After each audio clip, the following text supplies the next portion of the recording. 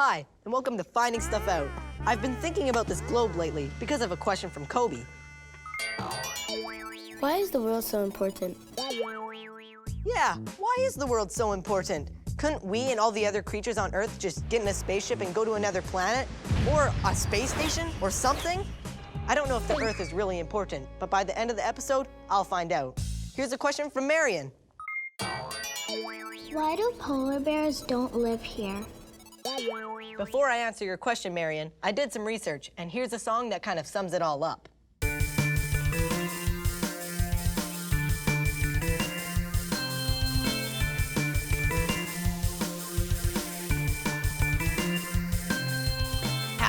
Habitat, that's where creatures living at. Some in the water, some in the trees, some in the desert, some in your cheese. Food and water, shelter, space, that's what you need to live in a place. Yeah, food and water, shelter, space, that's what you need to live in a place. Habitat. A creature's living at a habitat. A creature's living at a habitat. And many other things, a habitat. Well, Marion, I guess you don't live in Northern Ontario, or other northern parts of Canada, or Russia, or Norway, or Alaska, or Greenland, because polar bears definitely live there. But I checked, and if brown bears live near you, then you could say the polar bear's cousins live near you. That's because polar bears and brown bears share a common ancestor. Just like if you have a cousin, you and your cousins have the same grandparents. A really long time ago, polar bears' ancestors left the south, like where you live, Marion. Then, as they moved to the north, they adapted to the Arctic habitat. The Arctic is very cold and has a lot of ice and water, so polar bears have a lot of body fat and heavy fur coats to keep them warm. They also have big feet, like paddles, to help them get around in the water and on the ice. Their fur is transparent. That means it's clear, so that they can blend in with the snow and ice and sneak up on their favorite food, seals. In the cities and towns where most of us live, our habitat, polar bears wouldn't be able to find the things they need to live. Please, anyone, where's a good seal restaurant? Plus, it's too warm. Ooh, lucky me. Why can't penguins fly? Well, Serena, for starters, a polar bear lives up here in the northern hemisphere. So if a penguin lived up here, he would have to learn to fly, or he'd be eaten by the polar bears. You look really tasty there, Mr. Penguin. But luckily for Mr. Penguin, he lives down here in the southern hemisphere. You can't get me now. Oh! Penguins can't fly because they're too heavy. But in their habitat, that's actually an advantage. Their body fat protects them from the cold, and their bones are solid instead of hollow, which helps them stay underwater. Their wings act like giant flippers to help them swim fast so they can sneak up on their favorite food, fish. Now here's a question from Aiden. How many habitats are in the world? How many habitats are in the world? Let's see, there's mountains, marshes, tidal pools, deserts, prairies, rainforests, and that's just some of them. There's even this grilled cheese sandwich, which I found in my drawer, and there's definitely something living on that. Hundreds of thousands of plants, 8 million species of animals, 7 continents, thousands of islands, air, water, land, head getting warm, brain overloading! You're gonna make my head explode! To answer your question, Aiden, I've come to this special place by the ocean, full of amazing creatures. And to help show me around is my special guest, Allison Roberts, who's a biologist and naturalist. So, Allie, today I'm trying to find the answer to the mind-boggling question, how many habitats are there? But first, what is a habitat? Well, a habitat is basically anything a creature needs to survive. So it's the shelter, the space, the water. It can be tiny, like you'd need a microscope to see it. Or it can be gigantic, like the whole entire planet could be one habitat. Whoa. But you know what, today let's talk about kind of in between. Okay. Let's talk about the intertidal zone. Intertidal zone? What's that? Well, we're standing right in the middle of it. Whoa. Inter means between, and tidal, Yeah. between the tides. Right. So you need a place that's between the high tide, which would be way up there, and the lowest tide, way down there.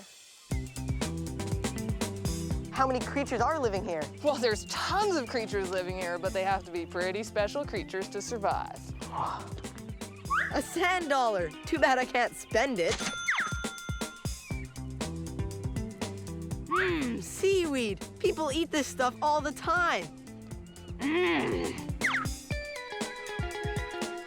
Check out all these hermit crabs. Whoa, there's tons. Oh, and look at the little small one. Hermit crabs are pretty weird because they have a really soft shell, and so they have to find another shell to give them a home. Like this is a snail, but when that snail dies and the shell is left on the beach, Right? another animal, the hermit crab, will move in. In the tide pool, even fish can survive. Oh, weird. But check out what this fish hides in. Whoa, it's the same color as the seaweed. Yeah, look at how many creatures there are in this tiny little space. Yeah. Millions of creatures in the intertidal zone. Allison brought me to a habitat right next to the intertidal zone, the forest. So this habitat has everything that other animals need to survive, right? Again, the forest is filled with millions of creatures that this is perfect habitat for. So like these leaves or the twigs or the dirt or the trees or anything in this forest could be a habitat for a creature or an animal, right? Yeah, everything's a habitat, but then all combined, it's also one habitat. So it's like a habitat inside of a habitat, inside of a bigger habitat, inside of a bigger habitat, inside of a bigger habitat. Okay, I'm gonna stop before my head explodes here.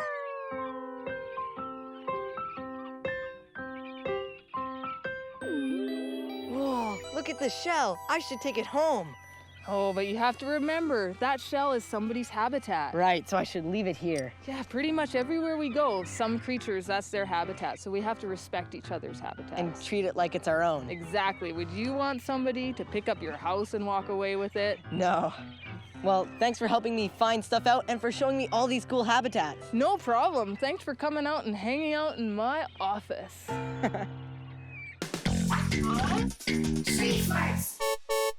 Now I'm here with these guys to ask them if they could be any animal in any habitat, what would it be?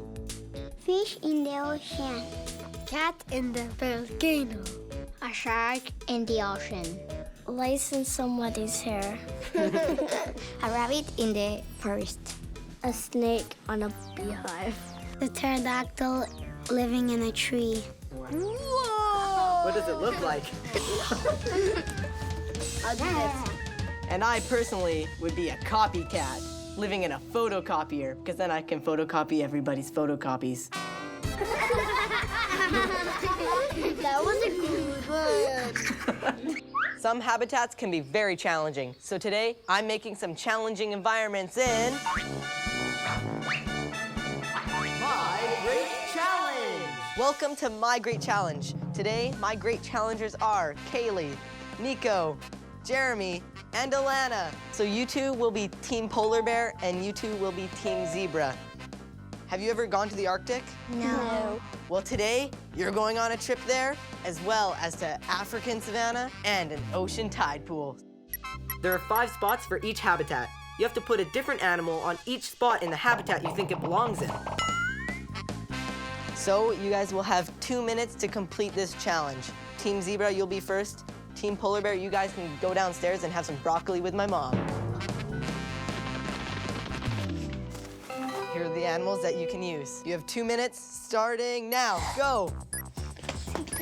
In the African jungle. I'm not sure. That looks like a sea monster. I think this goes here. Tiger Sounds fell. like a polar bear. Does the rabbit go anywhere? The rabbit's cute. Why is there dinosaurs here? This That goes does- in the African jungle. Goose. Kangaroo goes there too. Ew, it's sticky. Hey, is this an Yes. otter? Otter. Is this a wiener dog? Yeah. I like wiener dog. Hey, this goes over there, I think. Yeah. I'm not sure about this red It's fox if it goes in the Arctic. I don't know, maybe. Sea monster. Did the bees go anywhere? They're nesting you. I don't know, but I I'll think just put it this goes button there. here. Okay, time's up. So here are your results. In the Arctic, you put 2 seals, but I asked for a different animal for each habitat. You could have put the other seal in the tide pool. They can live in both habitats. So that's 1 point gone, so you have 4 there. African savanna, there's no kangaroos there. Silly They live in kangaroo. Australia. Yeah, in the ocean tide pool, there are no whales in the ocean tide pool. And also, there are 3 bees here because Each bee can live in all these habitats. I didn't want to put a bee. I don't like bees. Okay, well now it's Team Polar Bear's turn. So you have 2 minutes, starting now. No, wait. The starfish. There. Yeah, that's kind of obvious. Put that there. This probably goes in the savanna. Yep. Go. What about this? That, It probably goes. no, I think, well, yeah, probably. Savannah. Yes, savanna. This might go in the savanna. No. We have some disagreement here on one of the animals. Savannah. Yes. Polar bear in the Arctic. Oh yeah, I guess I can put. What about the otter? That goes here. Okay, whatever. Otter with a fish in his hand. Using some logic. I think this goes in the savanna because when I did my presentation, he said this goes in the savanna. Okay. Last few seconds. Savannah. I think this might go in the Arctic because it's white. 5 seconds. Put this there. Put this there. 3, 2, and time's up. So you guys had 3 wrong. Let's see how Team Polar Bear did. We have 2 right in the Arctic, but they didn't fill the other 3. The kangaroo in the savanna. Same thing as Team Zebra. It's not right. And the whale in the tide pool. That's also wrong. It's too big to live in the tide pool. They also got that one wrong. So you guys have 3, 4, 5 wrong. So Team Zebra is our winner. Yeah! Well, thanks for playing my great challenge. Welcome. Why don't dolphins live on land? I checked, and what I found out is pretty amazing. At one time, dolphins, or at least their ancestors, did live on land. Some scientists think that certain fish got very ambitious and learned to adapt to a habitat that included land. They evolved legs and lungs so that they could live on land as easily as in the water. Scientists think that those creatures evolved into other creatures that like to eat meat. It made an interesting adaptation to its habitat. It discovered that hiding under the water where other animals came to drink was a good way to get a meal. While they were down there waiting, the creatures discovered something else tasty to eat there. Fish! Yum, yum. Over thousands and thousands of years, the creatures evolved to be even faster in the water, and eventually their feet turned into flippers, and some scientists think they evolved into the dolphins we know and love today. With their flippers, dolphins can't walk on land like their ancestors could, even though they still need to breathe air like we do. Excuse me, see you at the beach. Here's a question from Patrick. Who killed the dinosaurs? A meteorite or a volcano?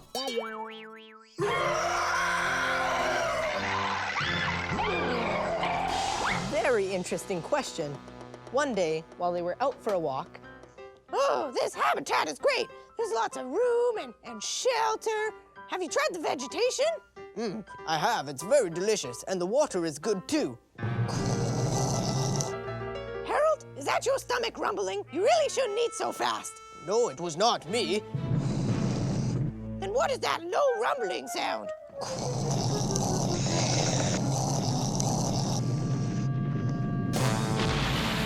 Oh, it's a volcano! Run! Run for it! Was it a volcano, or was it a meteorite?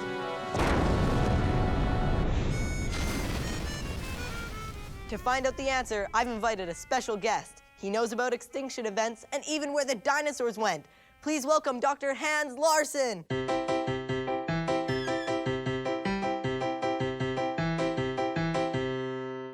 Hi, Dr. Larson. Whoa, ferns.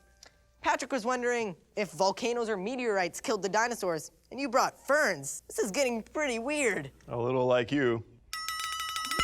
So, Dr. Larson, you're not saying that the plants killed the dinosaurs, are you? Well, the plants didn't kill the dinosaurs directly, but something killed the plants. For some hundred thousands of years before the dinosaurs went extinct, there was a supervolcano erupting in India. Like ginormous in size, lots and lots of eruptions going on. So I guess the volcano spewed out a ton of ash and that covered the sky, right? Well, and this was a supervolcano, like probably covering the sky for the whole planet. Wow. And that may have kind of primed or got things ready for an extinction by sort of cooling down the planet, making it a little bit dimmer. But then exactly 65.5 million years ago, a meteor the size of a large city crashed into the Yucatan Peninsula just off the shore of Mexico, made a crater 180 kilometers wide and about 80 kilometers deep. So there's probably like smoke everywhere and everything? Yeah, smoke, heat, earthquakes, shock waves all across the planet. And then it also lifted up everything into the sky. And so blocking out the light. So there's no sun? No sun. But can't they just eat in the dark? Because the power went out at my house once and we still did that. Yeah, but how many days? Just for one. Right, and so with this kind of stuff going on 65.5 million years ago, it probably lasted for many years, maybe 10,000 years of very little sunlight. So all the plants were decaying and molding and rotting. So these guys, you can throw them away. No more plants, yeah, get rid of all the plants. So after a few years of that, maybe even just a few weeks, all these guys, all the herbivores died, finished. They're done. Out. And what about the carnivores? They could just eat each other, right? Well, they could eat these guys too. They That's probably ate true. them for a little bit. Right. And after some months or maybe a couple of years of eating the carcasses, bloating, rotting carcasses of other dinosaurs, they probably fed on themselves too. Right. And then they went. So eventually we can put them all in the garbage. So that's how the dinosaurs went then. Probably. I hope a meteor isn't coming for us. Well, the next one's scheduled to be here in 14 million years. 14 million years, so I think we're safe. For now. Okay, thanks for being on my show. My pleasure. Thinking about dinosaur habitats gives me an idea for...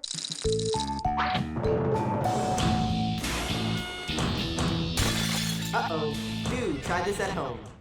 Hey everybody, how you doing? Not too hot, not too cold?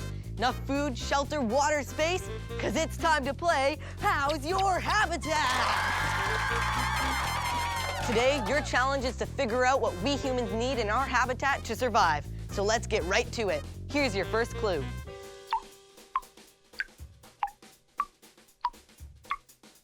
If you said water, you're right. And you can reward yourself with a nice cold glass of drinking water. But don't, because if you do, you'll miss my next question. It's got you surrounded, but you can walk right through it. What is it? Are you ready? Because if you guessed air, you're right. We breathe oxygen, and unlike most fish, we get ours from the air. Okay, next question. You can't choose not to have this one in your habitat if you want to survive for long.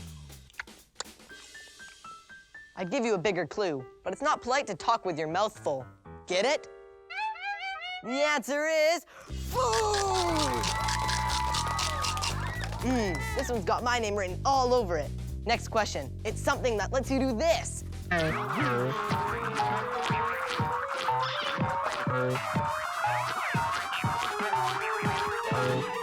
you guessed having itchy powder in your pants, you're wrong. Although itchy powder would make you flap around like that. But nobody needs itchy powder in their habitat. If you can do what I just did without bashing into anyone, you've got space! Okay, last question. Even if you're living under a rock, you have this. And no, I don't mean 6 legs. Unless you're a beetle, then you do need them. I'm talking about shelter! Yeah! That's a roof over your head. A place that keeps the wind, rain, and snow off of you and keeps you from getting too hot or too cold. And now, here's a question from Rivian. Why do people pollute the earth when it isn't good for the earth? Well, Rivian, your question takes me to... the Flat Earth Corner! Step right up, folks. Take everything you need. Why, this world is so big, we can't possibly use everything up. And don't worry about the forest. There's so much land out there, the animals can find someplace else to live. Chocolate! Bye, bye, bye! Bye-bye.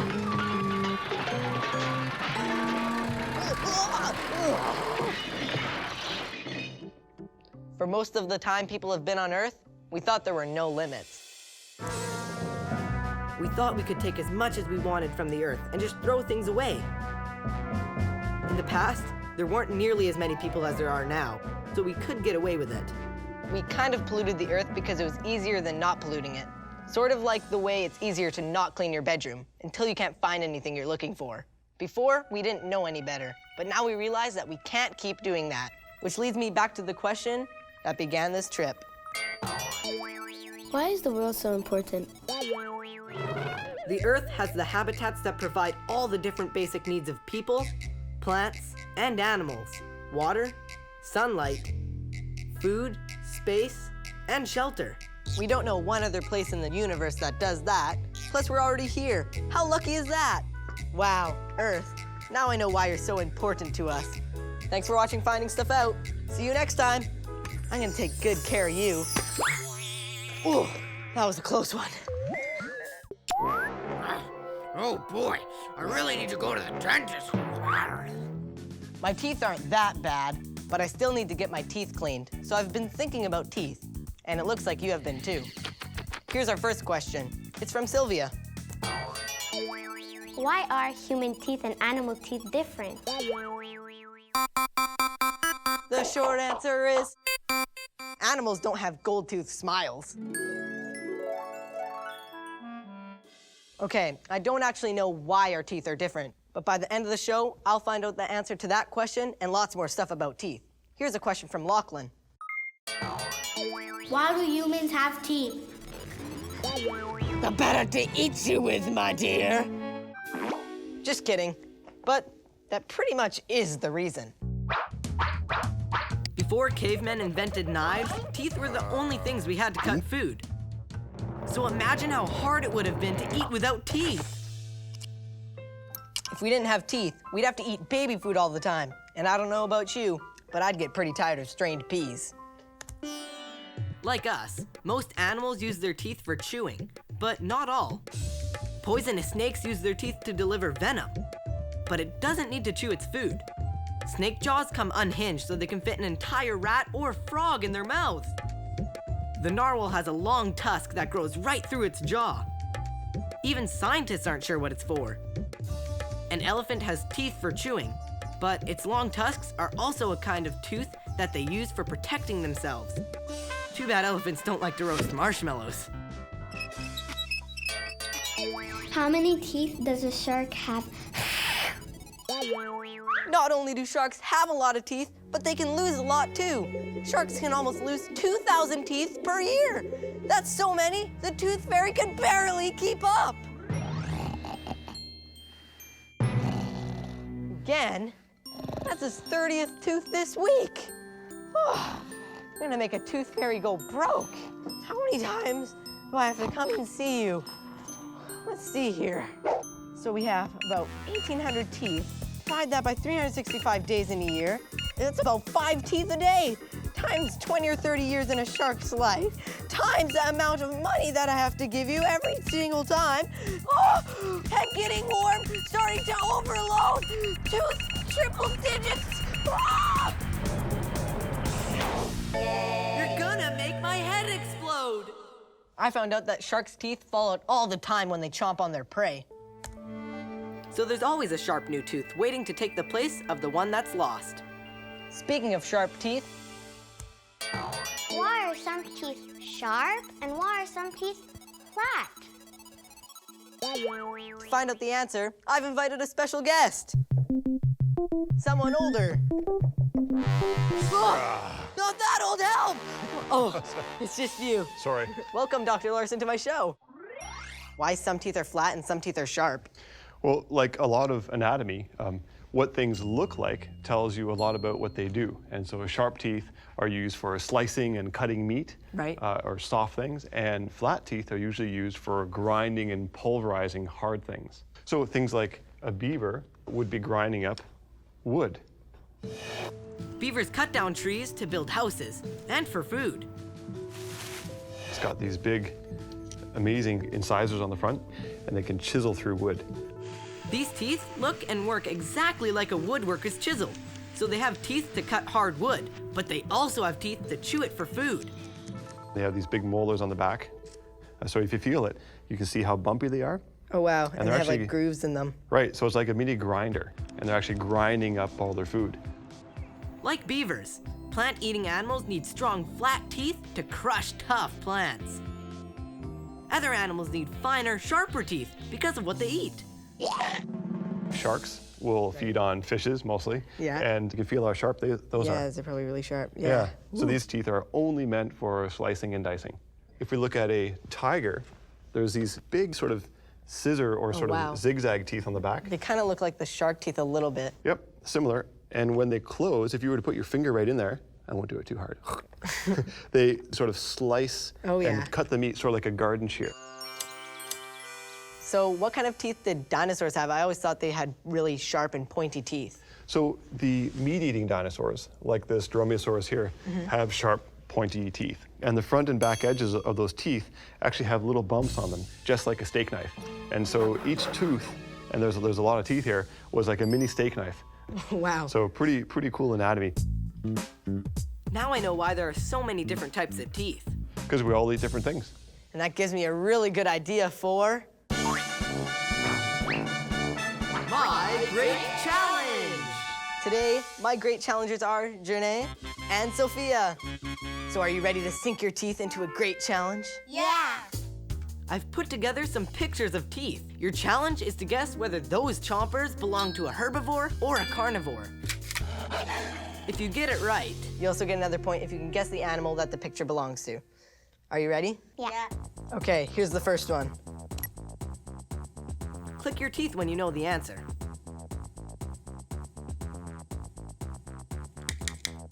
Okay, what do you think it is? Carnivore.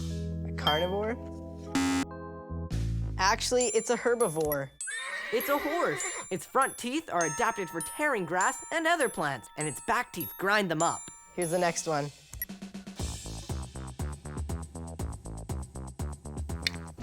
What do you think? Carnivore. Carnivore, you're correct. Do you have any guesses on the animal?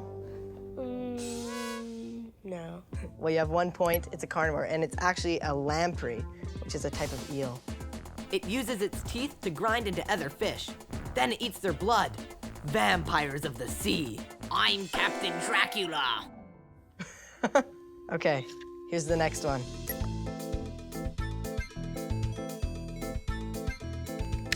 Herbivore. Herbivore, that's correct. Any guesses on the animal? No. It's a cow. Just like the horse, it has incisors to tear off grass for its back teeth to grind up. I hope they have a good dental plan. A good dental plan? Yeah. Here's the next one. Carnivore. A carnivore, you're also correct. She's getting way ahead of you, Sophia. Any guesses on the animal? A mammoth. No, it's actually a... Saber-toothed cat. It's extinct like the mammoth. Oh, come on. Those fangs aren't for chewing, but to bite deeply to kill their prey. Here's another. Sophia, you're first this time. Herbivore. A herbivore, that's incorrect. It's actually a carnivore. And this one is a sea lion. Those pointy teeth are for holding on to its favorite dinner guests, squid and fish. Last one.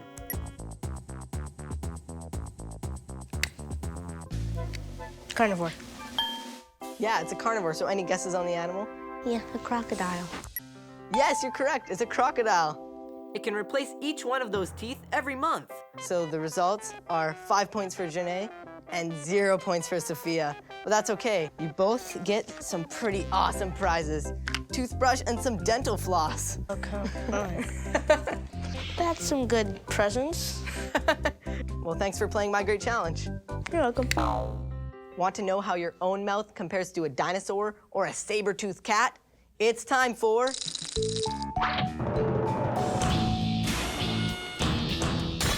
Uh-oh. Do try this at home. Feel your teeth with your tongue. Which ones are sharp? Which ones are flat? If you wanted to eat this stringy spinach, which teeth would you use? I'd probably use my back molars. Those are the ones that herbivores like cows use to grind up plants. Imagine if you wanted to rip a bite of this meat off of the bone. Which teeth would you use? Only meat-eating animals have these. Canines, your pointy teeth, which are perfect for biting into juicy meat. We humans have both kind of teeth because we eat meat and plants. Why don't birds have teeth? Yeah, so why don't birds have teeth? Well, birds don't have teeth probably for two big reasons. The first reason is feel how light that is. Wow, it is light. It's even lighter than a opossum skull. An opossum? That's barely bigger than a squirrel. Oh yeah, it's lighter. Wow. And so bird skulls are really delicate, really light, and they have no teeth. And that's probably to help them fly. I think birds would look cool with teeth. Until they tried to fly. Ow, great. Teeth may be heavy for flying, but how can birds eat without them? Well, this is the other thing about birds. They probably lost their teeth so that they can really evolve their beaks. So things like an ostrich, they have little beaks that are nipping, so they can actually pick up little things and sort of nip and dig underground with it. And it could never do that with teeth. Thanks for helping us find stuff out. My pleasure. I also found out while birds don't have real teeth, Some geese have little toothy things on their beaks. And some kinds of penguins even have teeth like spines on their tongues to help them swallow their food. I guess you'd never accidentally bite your tongue if your teeth were on your tongue.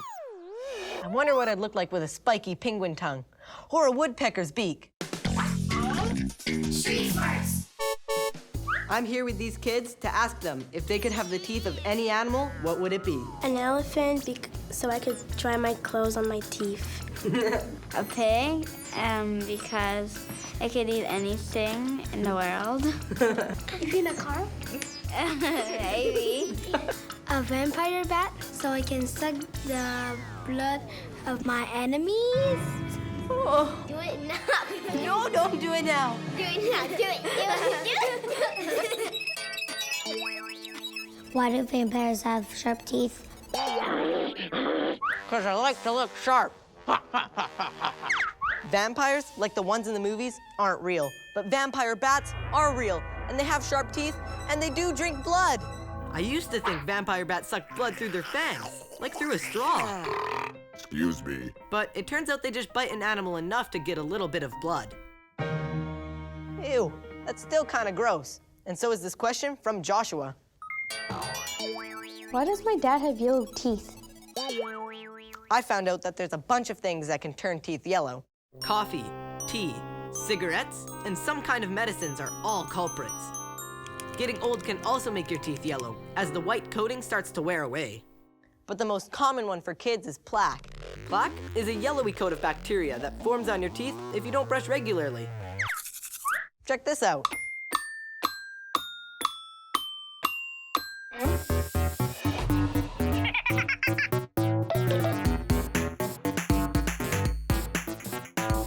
Get a plaque attack when you don't brush after a snack. You get a plaque attack when you don't brush after a snack. Making a mess in your mouth's neighborhood. If you don't brush and floss, your teeth will feel gross. When you say hello, your teeth will be yellow. And you'll get cavities till your mouth looks like Swiss cheese.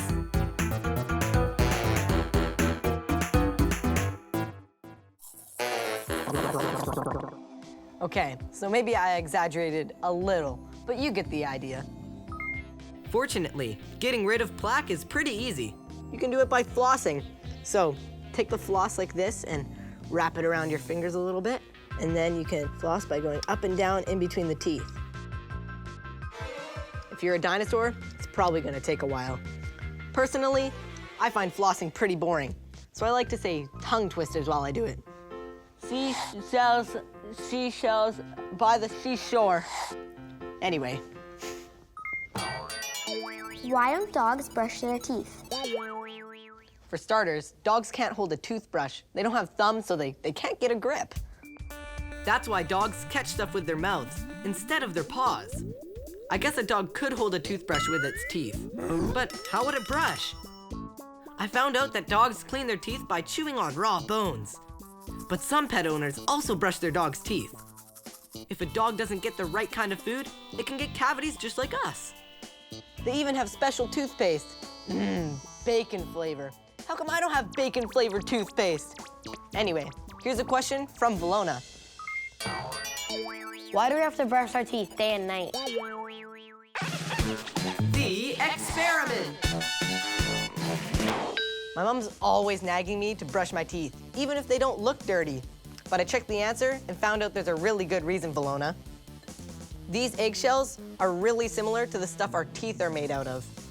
So for this experiment, I've filled 3 containers with orange juice, vinegar, and cola, which have a lot of acid in them, just like some of the food that we eat. So I'm wondering what would happen if I left these eggs in these different liquids for a whole day. Now, just have to wait.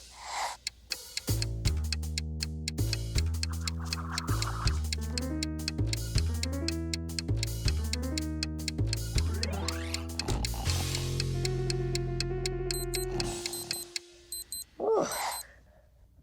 Look! Ew, it's all slimy. Gross. Let's see how this one is. Oh, it's all mushy. It feels like a hard-boiled egg. Wow, there's no more shell. It all dissolved. The one in the cola. It's all brown. That's not very good. So I guess that's why you should brush your teeth, because if you don't brush them every day, you'll probably end up having teeth that look like that. Mushy or brown or something weird. If you forget to brush one night, you're probably fine. But if you went a long time without brushing, your teeth could look like this. I'm suddenly really happy that I get to go to the dentist today. Here's a question from Serena. Why do we get cavities?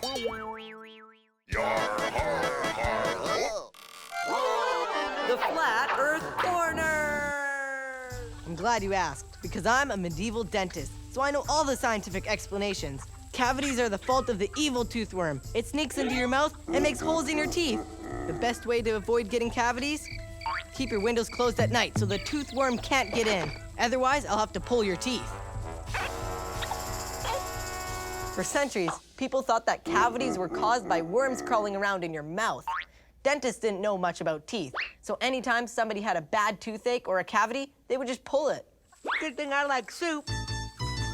Today, dentists know a lot more than they did in the Middle Ages. A lot more. This is my own personal dentist, Dr. Harvey Cooperberg. You don't mind if I do the show here today, do you? I always wanted to be in showbiz. I am your dentist, just listen to me. So open your mouth now, there's plenty to see. Harvey? Serena has a question about how people get cavities. Oh, sorry, I get a little carried away when I get near teeth. But if you really want to know about cavities, I'll show you this. This is a picture of a tooth. Dr. Cooperberg showed me what a cavity looks like. We have an outside layer called enamel. And the enamel is very hard. In fact, it's the hardest thing in your whole body. Wow. This side, the enamel is starting to break down a little bit. Just like my eggs. Sure. They broke down because soda pop, vinegar, and juice all have acid. Right. And acid is what breaks down the enamel. Okay. It starts out as a little hole, and then it gets into the next layer, which is a bit softer, and it starts to spread. You don't want to get it to that point. So I guess you want to take a look at my mouth. That's why you're here.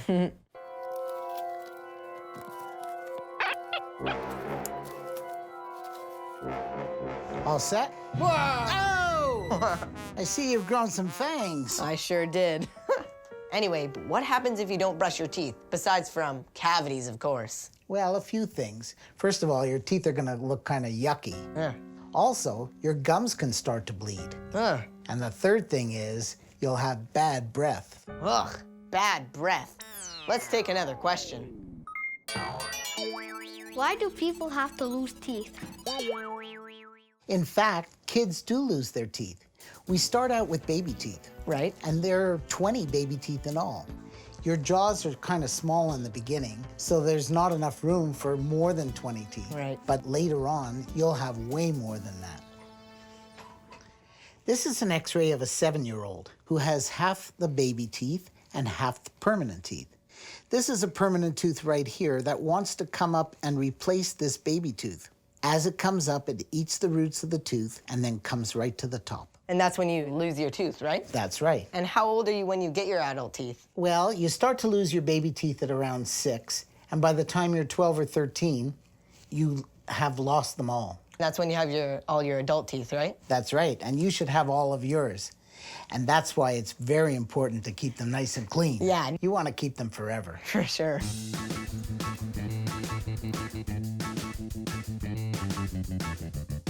Sometimes I call this Mr. Thirsty. This is like an eraser. It erases all the dirt on your teeth. There you go. Wow, my teeth feel so smooth. Thanks for being on my show and helping me find stuff out. My pleasure. My teeth are so clean, no cavities. But I feel like I'm forgetting something. Go to the dentist, check. Film the show, check. Oh, I know, I forgot to answer Sylvia's question. Why are human teeth and animal teeth different? The big answer is, our teeth are customized. By answering your questions, I found out that animals have all kinds of teeth. Some have teeth that get constantly replaced by new ones. Some are used to deliver deadly venom. Some are used for fighting. And some, we're not quite sure what they're for. But mostly, our teeth are to help us eat. Animals have all kinds of different teeth because we eat all kinds of different things. That reminds me, it's time for lunch. Maybe I'll have something meaty, or a salad, or I know, both, because I can. Don't you wish you were an omnivore? Hey, Harrison, don't make fun of me. Ah, Dr. Larson didn't say you could talk. Anyway, see you next time for more Finding Stuff Out. Hi, welcome to Finding Stuff Out. Today, you get 2 shows in one. I'm practicing my magic act for my school's talent show. I'm trying to make my guinea pig squeakers vanish into thin air.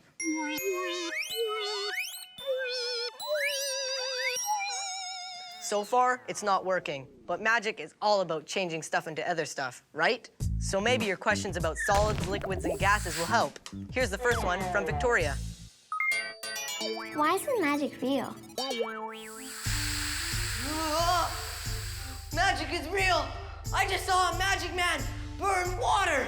It started to smoke, and he said, if I don't buy a ticket to his next show, he's gonna burn down all our water!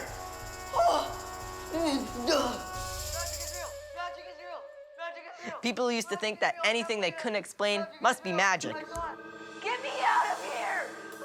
Like if you showed someone finding stuff out who had never seen TV before, you could probably convince them that you shrunk me inside your magic box. Hey, yeah!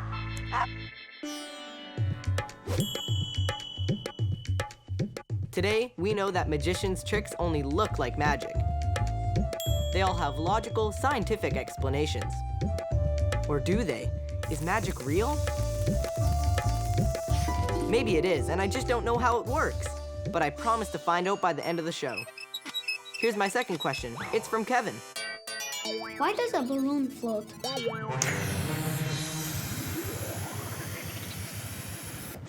Want to see me make this balloon disappear into thin air? But seriously, a balloon doesn't float. What makes it float is the helium. The balloon just goes along for the ride. I found out that the reason helium floats is because it's less dense than other gases in the air, like oxygen. But wait, how can a gas be dense? Doesn't that mean thick and heavy? But if the gases in the air are dense, why can't we see them? Why don't they crush us? My brain is steaming. It's going from a solid to a gas. That can only mean one thing. You're gonna make my head explode. Whew. I found out that dense just means something's tightly packed together, like when you take snow and smush it into a hard snowball. You've made the snow denser. But some things are naturally denser than others. This maple syrup is full of sugary goodness. Water is less dense, so it floats on top. That's sort of what happens with helium. Helium's lighter than most other gases, so it floats on top of them. Have you ever wondered if you could float through the air using helium balloons? Well, you could if you had enough. Let's see if I can make squeakers float. That's all the balloons I have, and they aren't enough. How many balloons would it take to get squeakers off the ground? Let's see. Squeakers weighs about 1,000 grams, and each balloon lifts about 14 grams. Wow, it would take 71 helium balloons just to lift squeakers. And a lot more for his cage. I made made a guinea pig fly. To lift an average kid, you need about 2,500 balloons. Your parents probably aren't gonna buy you that many at an amusement park. But, Kevin, people do float through the air using giant balloons. Only these ones don't use helium. I went to a balloon festival to find out how they float. I'm here with balloon expert Wild Bill. So, are these balloons the same as the helium ones that I get on my birthday? No, not at all, Harrison. These here are all cloth-filled balloons. Just a big bag. All we do is we take the balloon and we fill it up with air, and then what we do is we superheat the air inside, and then the balloon gets very, very light. Oh, I found out that when you heat the air, it makes it less dense, which is why they're able to fly. Exactly. You got it. Somebody's been studying. That's good. 1, 2, 3, you. Dan, you on the handle? Come on down. You're on this side. Okay. I'm on this side, and we're going to bring this all the way back to where the basket is, all right? Keep going until you run out of balloon. After unfolding the balloon, here we go. We fill it up with air using this giant fan.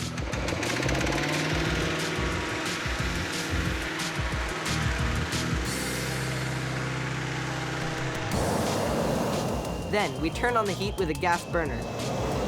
Bill has to make sure the flame doesn't get too close to the fabric, which can burn if it gets overheated.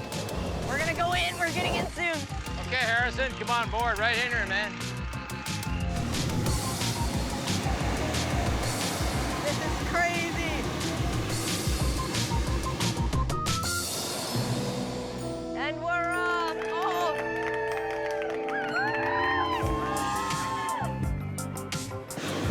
This is insane. This is so cool. So how exactly does the heat keep us up? I constantly put heat in because the balloon is always cooling. Right. So if I want to maintain this altitude, I got to put heat in. I'm going to do that right now. So the balloon is now flying in level of flight, and if we don't do anything, the balloon will start to cool and will start to descend. But if we let the balloon cool too much, then the balloon will come crashing to the ground too fast. That's not good. So we're going to control the amount of heat we put in so we can find a nice soft place up forward here to land. Hey, Squeakers, how did you get up here? Look at them go. I never would have thought those balloons would have gotten you this Squeakers, high. man, this is the only way to get around. You funny guy. Bye. How do you make water? I am the water monster. I make water with my water monster magic. Just kidding. I found out that water is made up of 2 gases in the air, oxygen and hydrogen. Here's how they get together. Gas has a dance party, swinging through the air. Gas has a dance party, gases everywhere. Oxygen and hydrogen shake their derrieres, but if 2 H's bond with O, they turn to water. Down they go when 2 H's bond to O, they turn to water. Look down below. So water's made by connecting an oxygen atom with 2 hydrogens. But if you're wondering how I, Harrison the Magnificent, make water, here's a cool trick. I told my sister I was going to drink mud. She got really grossed out, but she didn't know there was a way to get clean water out of mud. Want to see how the trick works? The experiment. This is called a distiller. I let my sister pour the mud into here and told her at the end of the week I'd drink whatever liquid came out. But will all the water evaporate before the week is up? Or will I have to drink mud?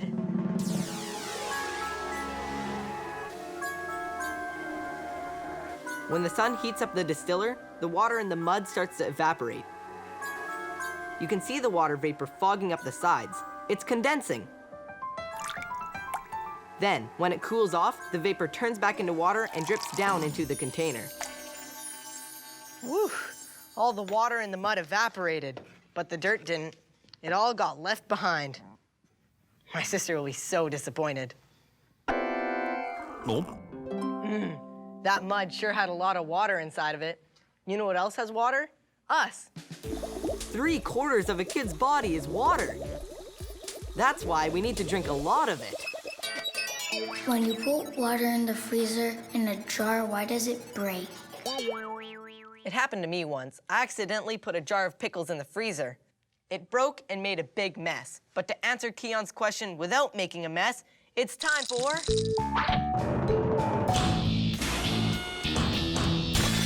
Uh-oh. Do try this at home. Want to know a cool magic trick? Well, it's not really magic, it's science. But you don't have to tell anyone that. You take a plain, ordinary glass of drinking water and fill it all the way to the top. Then, tell your friends and family. Prepare to be amazed. I'm going to make this water get bigger. Presto, changeo, water, grow. Then, put it in the freezer. When the water is frozen, it will have grown taller than the top of the glass, all by itself. See? How did it do that? When a drop of water freezes, it spreads out to form an ice crystal. That's why a jar full of water breaks when you put it in the freezer. If the ice crystals can't go out the top, they break right through the glass. Remember that the next time you're putting away a jar of pickles. When you put boiling hot water in a cup and then put it in the freezer and freeze it, can you make it solid? To find out, please welcome my special guest, materials engineer, LV Dalgard.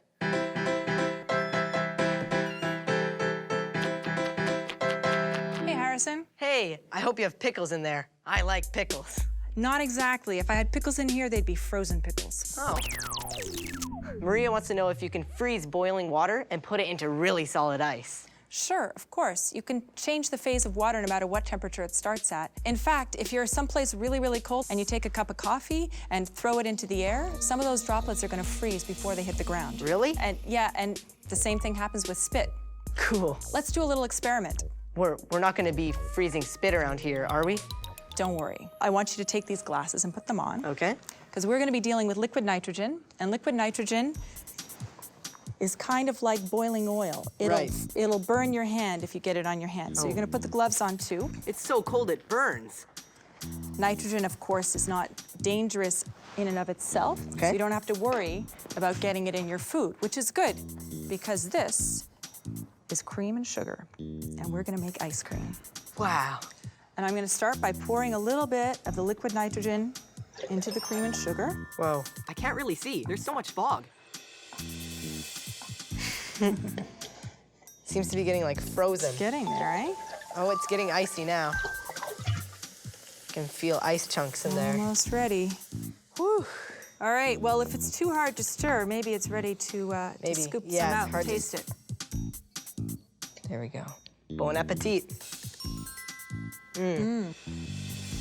Well, thank you for this scientific treat. You're very welcome. And here's another question. It's from Brianna. Why doesn't ketchup come out of the bottle sometimes and it makes a big mess? Well, the reason for that is that ketchup is what we call a non-Newtonian fluid. And in this case, that means that it gets thicker if you don't move it. Right. And it gets thinner if you do move it. So is there any scientific way to unstick it? Sure. Hey, that's not exactly scientific. Actually, it is. See, the blockage is in the neck where it's thick. Remember I told you it was a non-Newtonian fluid? Yeah. And if you apply pressure to it, it thins out. Well, guess what? Thins out in the neck, comes right out of the bottle. Non-Newtonian fluids. Those sound cool. Is there any magic tricks I can do with them? Actually. Really? That would be perfect for... My Great Challenge! Today, my challenges are Kobe, Haley, and Ashley, Zachary, Mateo, and Colton. So are you guys ready to do something amazing? Yeah! Yep. So if I told you you had to do some jumping jacks or jog for a couple of minutes, that sounds good, right? Yeah. Okay. Yeah. But what if I told you you had to do it on a liquid without sinking? Okay. So this is what you guys will be jumping on. It is made up of cornstarch and water. And let me show you something real quick. So if I am to punch it really fast, see, my hand does not sink, it's not wet. But if I slowly put it in, gross. When I say go, the first person on each team has to jump into the pool. and you have a minute of exercises to do, and you have to stay on top of the liquid. When the minute is up, you'll be switching with your teammates. But if you sink before the minute is up, you will be eliminated. The next person in line has to jump into the pool right away and take their place. The last team with a person still standing wins. Okay, are you ready? Yeah. Yep. Go. Oh. I can't. They're moving now. Oh, no. Okay, you guys are eliminated. Next person in. This stuff is like quicksand. How can they jump on it? I can't get out. The first 2 challengers are out of the game. Here are the next 2. Run and spot really fast. Oh my goodness. Hey, he has it. Yeah. Oh, okay. You're eliminated. Please switch with your teammate. Oh, yeah. Help out. Okay, hurry, get in. Run fast, run faster. There we go. Go, Kobe, go, Kobe. Okay, now let's try some jumping jacks. How about just some straight jumping? Just do jumping, go.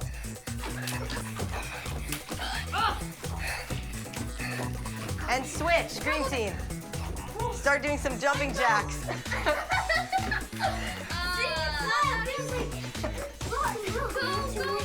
Now let's try 1 foot. Oh, yellow team is eliminated. Green team won. Yeah. So did you guys think you could jump on a liquid? No? Well, I'm gonna let Elvie explain why you could. Okay, well, the way it works is we call this cornstarch and water together a non-Newtonian fluid. It gets thicker or thinner if you change the stress, if you hit it. So with ketchup, it gets thinner when we hit it. But with this, it gets thicker. Think of it like you're trying to run into a crowd of people, right? If you run really fast, you're just gonna bang into them all. But if you go slowly and give them time to get out of your way, you'll be able to go through them. So it's the same thing with this. If you go really fast, you're just gonna bounce off it. Well, thanks for playing my great challenge, and thank you, Elvie, for helping us find stuff out. You're welcome. Can a solid turn into a gas? I checked the answer and... Whoa. Everyone, please welcome magician Ryan Lalonde to my show. Hi, Harrison. Thanks for having me. Welcome. Happy to be here. Sorry, my hands are dry. Do you have any moisturizer with you? I actually don't, sorry. Okay, I guess I'll just use the moisture in the air. How? Well, here, I'll show you. My hand is empty. I'm gonna make a fist. Okay. And I'm just gonna grab the water, see? What? The water, and put it all in my hand, and you're gonna see. How are you doing this? You must have something up your sleeve, right? Not quite. A magician never tells his secret. Basically, what I did is I turned a gas into a liquid. Let me try something. I have a silk, which would be a solid. Right. I will put the solid into the glass. Now I have a white silk, which I can turn into white milk. Is that one of those tricks where you make the audience look away and while they're not looking, you do something really fast? Harrison, you're a tough audience. There must be a scientific explanation. Dahlia was wondering, can you turn a solid into a gas? I think you can. Let me try something. Whoa, how'd you do that? Well, it's very simple. I use what magicians call flash paper. Right. It has particles in the paper that are flammable and help the paper disintegrate. Right. When paper burns, gases are formed. Don't you burn yourself with that? No, magicians have very safe ways of doing tricks. That's why kids should never copy the tricks they see on TV or in movies. I can show you something else about turning a solid into a gas. Right. Those are frozen blocks of carbon dioxide, also called dry ice. Whoa, it's bubbling and there's smoke coming out of it everywhere. So, Dahlia, the water warmed the solid carbon dioxide, and that made it turn into a gas. Oh, and I just thought of another example. A normal ice cube is solid, but when it melts, it turns into water. If that water gets hot enough, it turns into vapor. So water can be a solid, a liquid, or a gas, depending on the temperature. What I have here is 2 glasses. A full glass of room temperature water and an empty glass. So we're gonna put this white piece of paper over the glass to make sure we know that this is the original empty glass. Now I'm gonna pour about half the water, maybe just a little more, into the glass. Now the purpose of this trick is to see if I can actually freeze the water in the glass. And you're gonna see that it is actually frozen. Well, there must be a scientific explanation to that, too. Elvie already showed me how you can freeze things really fast. I guess you just don't believe in magic. Oh, that reminds me. I still have to answer Victoria's original question. Why isn't magic real? The big answer is... magic is real. Sort of. I can't wave a magic wand and make squeakers disappear. The tricks magicians do aren't real. Hey, whoa, Harrison. They're illusions, even if I can't explain how they're done. But the real world is pretty magical if you think about it. Think of all the stuff we saw that is real. Gas is turning into liquids, liquids turning into solids, solids turning into gas. Gas has even lifted me into the air. So even if I couldn't make squeakers disappear... Squeakers? Where did he go? Squeakers? Squeakers? Whoa, Harrison, did you check your hat? How'd you do that? I didn't see you do that. Well, you're not supposed to, it's magic. Hey, it's empty. What have you done with Squeakers now? My name is Squeakers, Hey! and this is my show. Squeakers, how did you get there? I can't believe this. See you next time for more Finding Stuff Out. Ryan, there has to be a scientific explanation to this. Just ask me a question that I don't know. That's why Finding Stuff Out is the name of the show. My name is Squeakers, and this is my show. I'm finding stuff out that you... Welcome to Finding Stuff Out, the show where you send in your questions and I find out the answers. Here's the first question. Oops, sorry about that. Here's the first question. It's from... This is embarrassing. My mom's making my favorite meal tonight, lasagna. I know you can't smell it, but I can, and it's driving me crazy. Would you let me finish? Here's the first question from Yayata. Why do we have to eat? The short answer is... Harrison, dinner will be ready in 20 minutes. Because our parents say we have to? Okay, Mom. But I guess that's not the answer that you're looking for, or the one that Sora is looking for. How long can you go without eating? Maybe it depends on whether it's nothing or this, a sardine sundae. Okay, I don't know why we eat or how long we can go without eating, but by the end of the show, I'll find out the answer to those questions and other stuff about food and nutrition, Why do we have a tongue? Well, I know that we need it for speaking, and it's useful for sealing envelopes. Speaking of tongues, that reminds me of a really fun test you can do. Try sticking out your tongue and touching your nose at the same time. If you can do it, that means you're really smart. Try it now. These guys can do it. Are you doing it? Were you able to do it? Here, watch me. I bet you didn't see that coming. Anyway, I checked, and besides helping us speak, lick envelopes, and make jokes, our tongue is an important part of how we and other creatures eat. For some animals, especially ones that don't have hands, their tongues let them hang onto their food. And it works for us, too. Our tongues are covered in tiny nubbly thingies that scientists call papillae. They help us grip our food. Some of those papillae contain taste buds, which can sense different tastes, such as sweet, salty, bitter, or sour. And that leads to our next question. Why do girls have more taste buds than boys? La la la, la la la.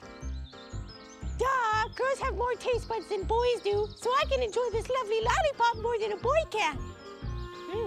Who says girls have more taste buds? I think boys do.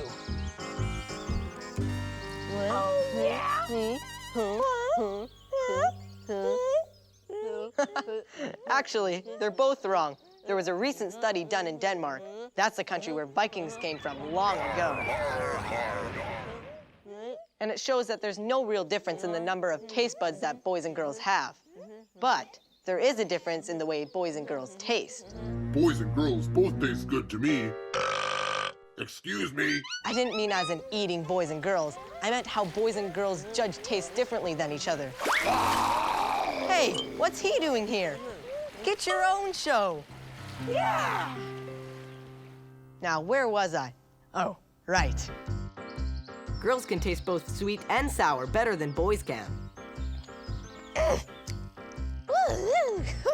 So a lemon would taste more sour to a girl, but an ice cream cone would taste sweeter.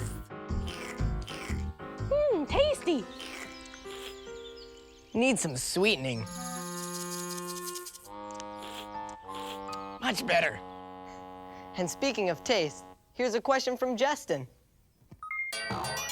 Why does junk food taste so good? Interesting question.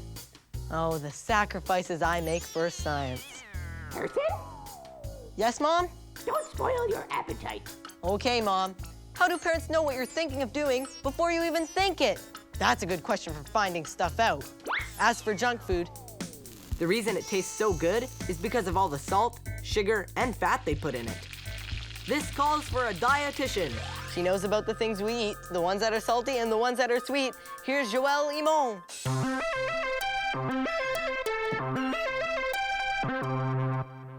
Oh, junk food, my favorite. And yes, it's all junk. Why is junk food called junk food? Junk food, well, if you think of the word junk, what comes to your mind? Garbage or like just junk, something you know? useless, Yeah, right? something useless. Well, that's the same for junk food. It means it brings to your body nothing useful. Let's say you take that donut, for example. Right. A donut like this contains about 1 teaspoon of fat and 8 sugar cubes. All that plate is the amount you need in a day. So we're only supposed to eat this much fat and sugar in a day. Yeah, so a donut would be like a quarter of your needs in sugar. So that's a lot. What about a muffin? It's similar to a donut in some ways. Is that healthier? You're in for a big surprise. If it's a commercial muffin, let's say, where it's actually almost 2 donuts, sometimes more. What? Yeah. That's It's really hard to crazy. tell just by looking at the food. I'll make a comparison with healthy food for you. Okay. If you take those 7 strawberries, you have enough vitamin C that you need in a day to keep your teeth and gums healthy. You get only 2 sugar cubes. And how much fat? None. No fat? Surprise, no fat. Wow. So potato chips are my favorite junk food. So how do those compare to the strawberries? To get exactly the same amount of vitamin C from potato chips, you would need to eat 6 small bags. They actually contain 27 teaspoons of fat and all that sugar. That's a big bag of It's potato more than chips. what you need in a day. Well, I guess I should lay off the potato chips a bit then. Yeah, that's what junk food is. So how do kids know what is good to eat and what is bad? The food companies, they put food labels on the package. Right. So you get to know how much fat and how much sugar and how much of the other nutrients that there is in the food. Well, thanks for helping me out with all this junk food It stuff. was a pleasure. Will you come back for my great challenge? Sure. Well, now I know why they call it junk food. But to find out why that bad stuff tastes so good, I'm here at Nova Taste, where they make flavors for all kinds of food and drinks. And this is Dr. Luke Haffenden, who's a food scientist. Hi, Harrison. Hi. Sounds like a cool job. Can you launch bacon into outer space? Of course not, but we can make about anything taste like bacon. You can make a bacon beverage, bacon bubblegum, bacon candy, bacon cookies, even come up with a bacon perfume. Here, try this. It's bacon-flavored popcorn. It does taste like real bacon.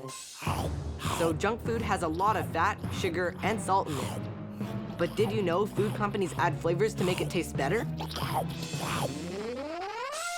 Wow, are all of these flavors?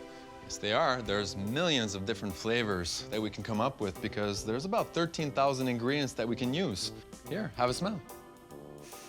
Root beer. Here, you can smell it too.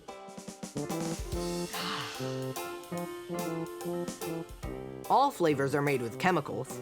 Oh, this is good. This smells like Bubblegum.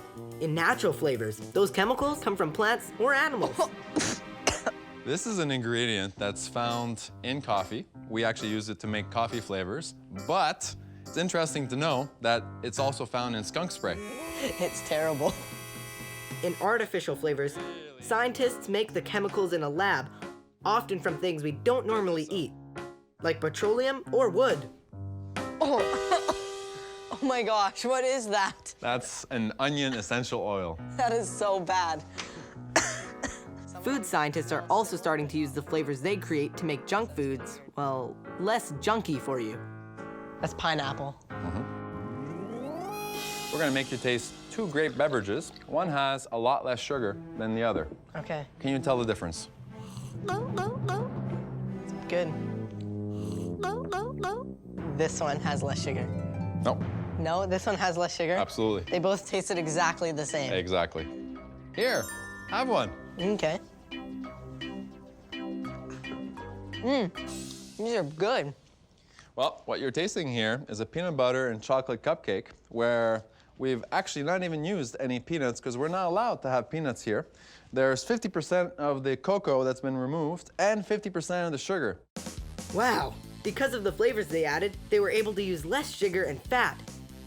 And the cupcakes still taste yummy. So now it's time to test out some kids with this healthy grape drink, this horribly smelly onion drink, and this weird potato chip drink that I'm making.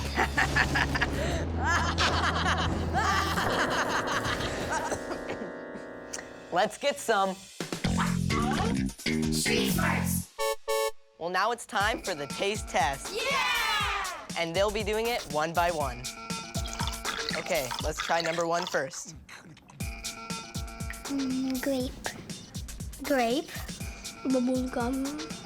Grape. Grape. It tastes like grape. Okay, now let's move on to number 2. Water. Water. Water. It's just water. Water? Let's move on to number 3. It's disgusting. It tastes like fish. Weird taste.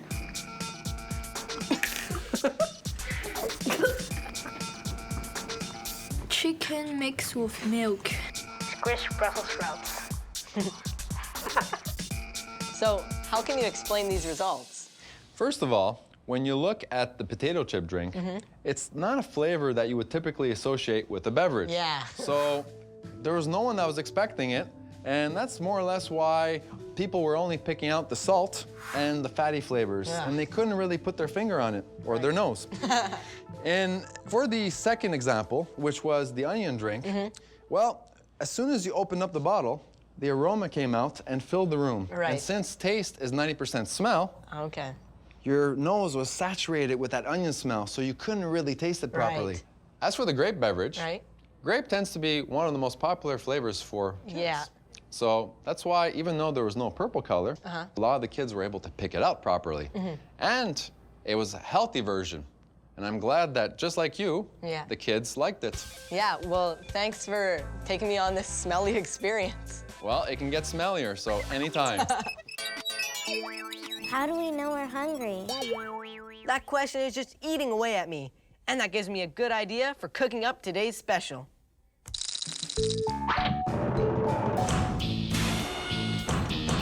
Uh-oh, do try this at home. Watch the screen carefully and listen too. Ready? Is your mouth watering? That's one of the body's ways of preparing us to eat, because the saliva helps break down our food. But guess what? It's a trick. If you salivated, it's because the sounds and pictures triggered a pleasure center in your brain. Dogs salivate when they see food. As an experiment, a scientist named Pavlov rang a bell every time he fed dogs in his research lab. The dogs got so used to hearing a bell ring every time they got fed that eventually Pavlov could make the dogs drool just by ringing the bell without giving them any food. That's why restaurant commercials can make us feel like we want food even when we're not hungry. Why does my stomach grumble? Well, Gigi, I found out that our stomachs always rumble. It's the sound of our muscles in our digestive system, contracting or squeezing. It's just that if there's food down there, it muffles the sound so you can't hear it. But if your stomach is empty, You can hear it, but some people didn't always think we need food down there. What is the food of the future?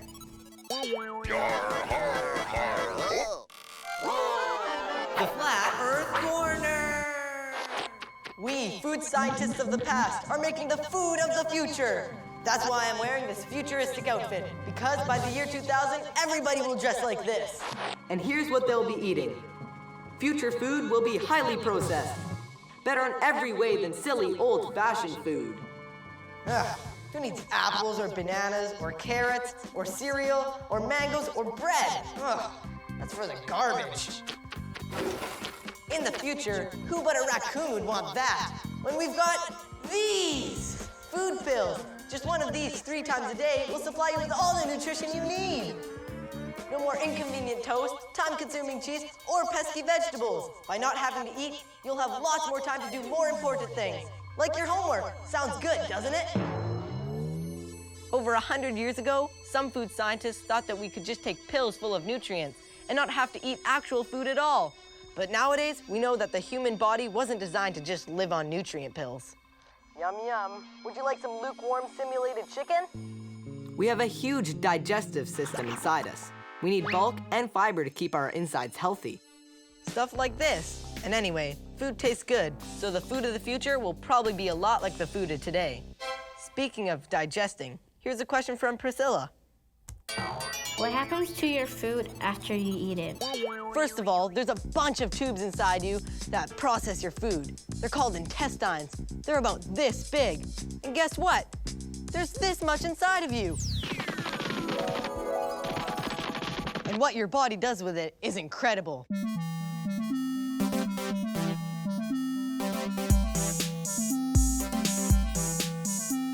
What happens to our food? Well, if it tastes good, first we chew, then we swallow. Down to our stomach, where it's hollow. Enzymes there, break it down. When they're done, it gets passed around to the small intestine, 7 meters long, takes nutrients out to make us strong. The large intestine absorbs the water, just like a giant paper blotter. And that, my peeps, is the scoop. And what we can't use turns into poop. Yeah, what we can't use turns into poop.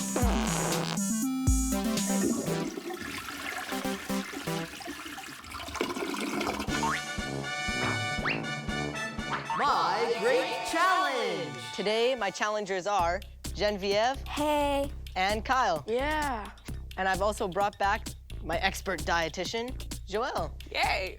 So, Genevieve, what is your favorite lunch? My favorite lunch is green cheese sandwich, corn chip with salsa, apple juice, and chocolate cake. And Kyle, what is your favorite lunch? Bacon and sausage pizza with peppermint ice cream and vanilla smoothie. So today's challenge is to guess how much lard and how much sugar is in your favorite lunches. So are you guys ready? Yeah.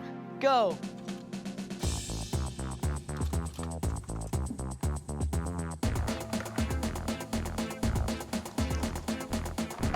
Al just goes right in and grabs a handful.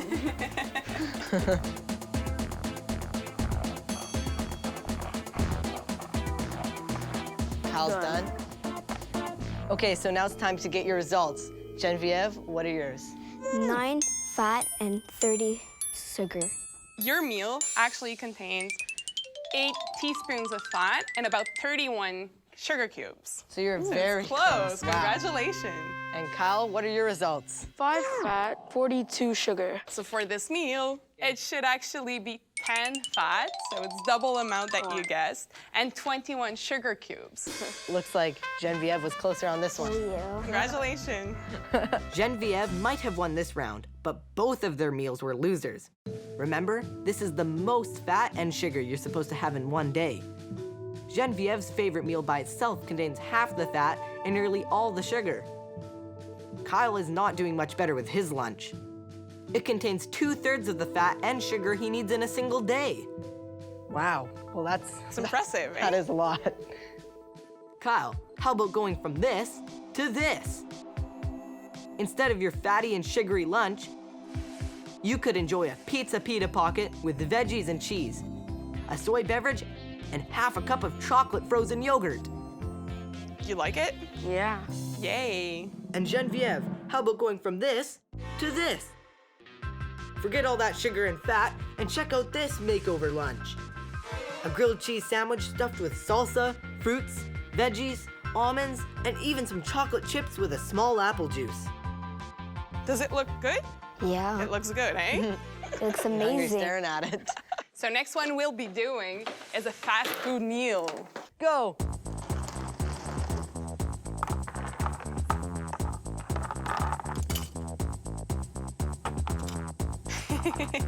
Okay, Genevieve, what do you have?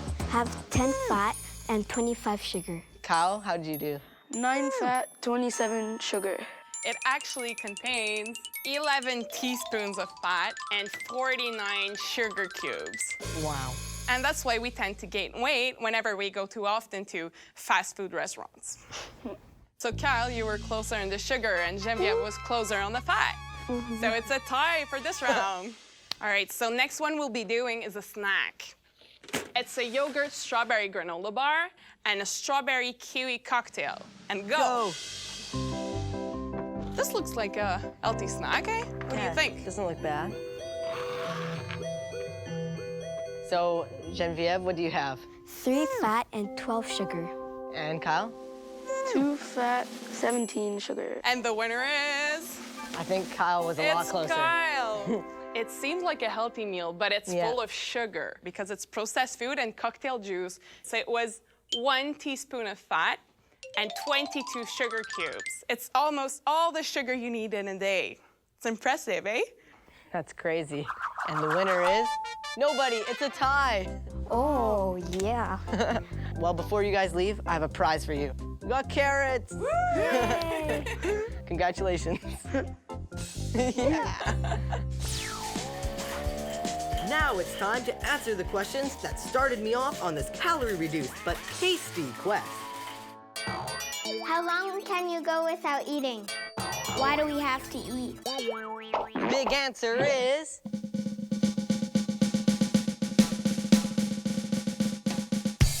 to live.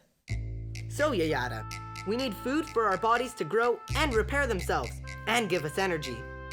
Without food, we just couldn't exist. And we couldn't play outside. So to answer your question, Sarah, scientists have found out that we can go without eating for 4 to 6 weeks. Harrison, dinner's ready! Lasagna? Yes! My favorite. Gotta go.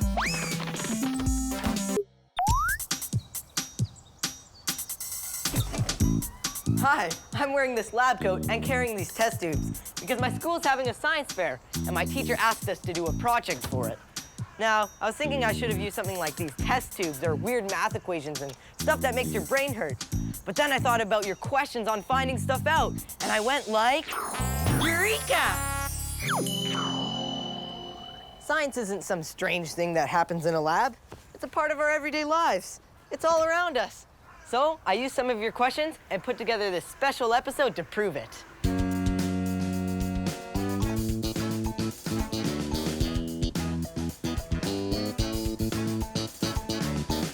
Starting with the answer to this question from Anastasia.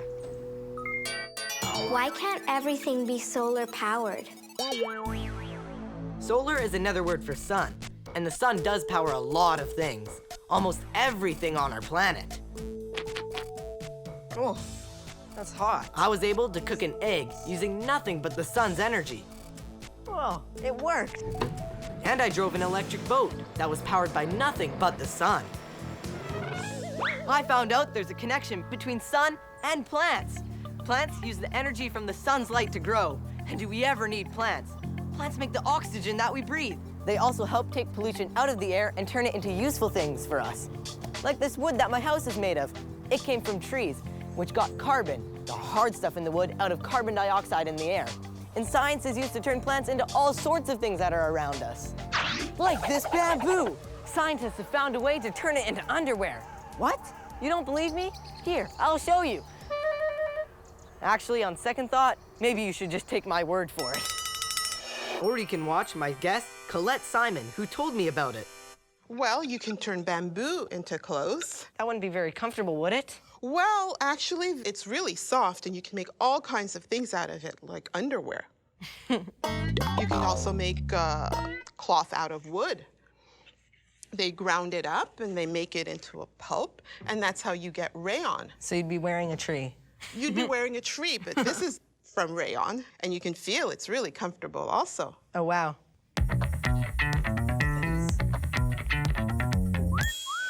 Of course, we eat plants too. And speaking of food, there's a lot of science about the things we munch on. I found that out when I answered this question from Gwen. Why do girls have more taste buds than boys? La la la, la la la. Duh, girls have more taste buds than boys do, so I can enjoy this lovely lollipop more than a boy can. Who says girls have more taste buds? I think boys do. Oh, yeah?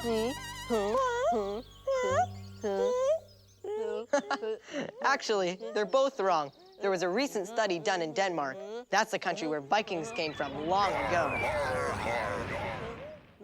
And it shows that there's no real difference in the number of taste buds that boys and girls have. But there is a difference in the way boys and girls taste. Boys and girls both taste good to me. Excuse me. I didn't mean as in eating boys and girls. I meant how boys and girls judge taste differently than each other. Hey, what's he doing here?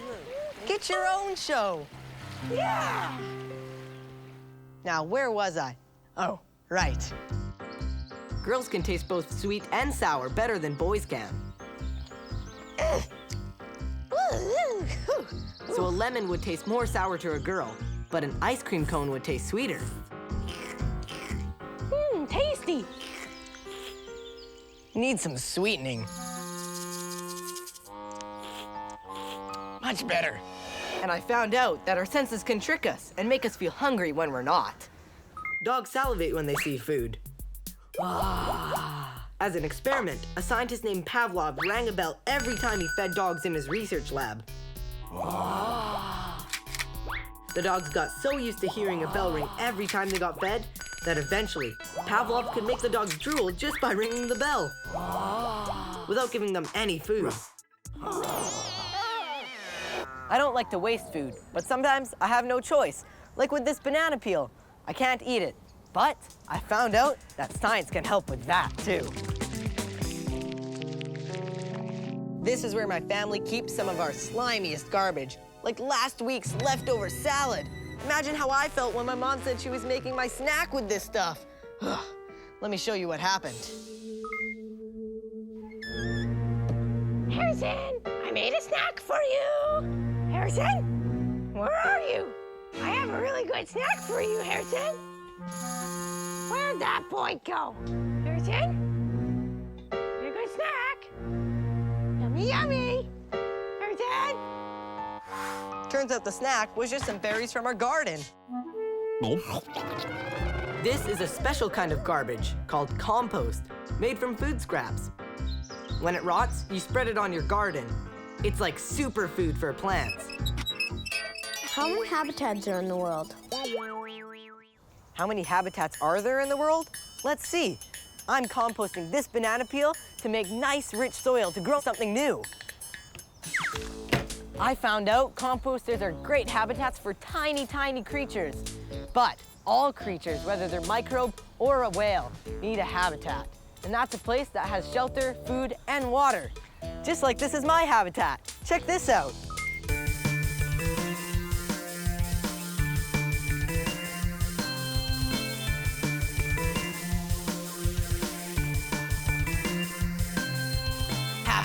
Habitat, that's where a creature's living at. Some in the water, some in the trees, some in the desert, some in your jeans. Food and water, shelter, space, that's what you need to live in a place. Yeah, food and water, shelter, space, that's what you need to live in a place. Habitat. A creature's living at a habitat. A creature's living at a habitat. And many other things, a habitat. Some habitats are very small, like the composter just over there. And some are huge, like the ocean that's just at the end of my street. And I got to visit it. Biologist Allison Roberts showed me around. So, Allie, today I'm trying to find the answer to the mind-boggling question, how many habitats are there? But first, what is a habitat? Well, a habitat is basically anything a creature needs to survive. So it's the shelter, the space, the water. It can be tiny, like you'd need a microscope to see it. Or it can be gigantic, like the whole entire planet could be one habitat. Whoa. But you know what, today let's talk about kind of in between. Okay. Let's talk about the intertidal zone. So you need a place that's between the high tide, which would be way up there, and the lowest tide, way down there. How many creatures are living here? Well, there's tons of creatures living here, but they have to be pretty special creatures to survive. Check out all these hermit crabs. Whoa, there's tons. Oh, and look at the little small ones. Hermit crabs are pretty weird because they have a really soft shell, and so they have to find another shell to give them a home. Like this is a snail, but when that snail dies and the shell is left on the beach, another animal, the hermit crab, will move in. In the tide pool, even fish can survive. Oh, weird. But check out what this fish hides in. Whoa, it's the same color as the seaweed. Yeah, look at how many creatures there are in this tiny little space. Yeah. Millions of creatures in the intertidal zone. Look at the shell. I should take it home. Oh, but you have to remember, that shell is somebody's habitat. Right, so I should leave it here. Yeah, pretty much everywhere we go, some creatures, that's their habitat. So we have to respect each other's habitats. And treat it like it's our own. Exactly. Would you want somebody to pick up your house and walk away with it? No. Well, thanks for helping me find stuff out and for showing me all these cool habitats. No problem. Thanks for coming out and hanging out in my office. Look, Allie has some friends with very sharp teeth living near her office. Speaking of teeth, I found out there was even science in going to the dentist when I answered Stefano's question. Why do people have to lose teeth? We start out with baby teeth. Right. And there are 20 baby teeth in all. Your jaws are kind of small in the beginning, so there's not enough room for more than 20 teeth. Right. But later on, you'll have way more than that. This is an X-ray of a 7-year-old who has half the baby teeth and half the permanent teeth. This is a permanent tooth right here that wants to come up and replace this baby tooth. As it comes up, it eats the roots of the tooth and then comes right to the top. And that's when you lose your tooth, right? That's right. And how old are you when you get your adult teeth? Well, you start to lose your baby teeth at around 6, and by the time you're 12 or 13, you have lost them all. That's when you have all your adult teeth, right? That's right, and you should have all of yours. And that's why it's very important to keep them nice and clean. Yeah. You want to keep them forever. For sure.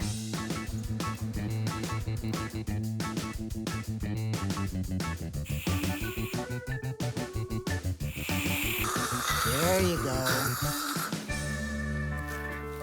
Wow, my teeth feel so smooth. Thanks for being on my show and helping me find stuff out.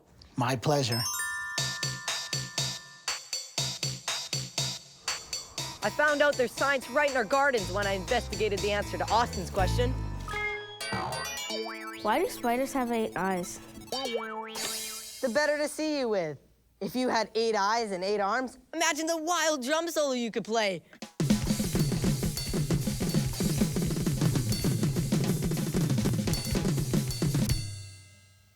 Or maybe not. I found out that spiders don't actually see as well as we do, but having all those extra eyes lets them see in many different directions at once. it also lets them see the things they want to eat and avoid the things that want to eat them. There's science on keeping things on the ground, like my house. And there's even a science that makes things go up, up, and away, as Kevin reminded me. Why does a balloon float? Interesting question. It took my show to new heights. I went to a balloon festival to find out how they float. And here's balloon expert, Wild Bill. 1, 2, 3, you. Dan, you on the handle? Come on down. You're on this side. Okay. I'm on this side, and we're gonna bring this all the way back to where the basket is, all right? Keep going till you run out of balloon. After unfolding the balloon, here we go. We fill it up with air using this giant fan.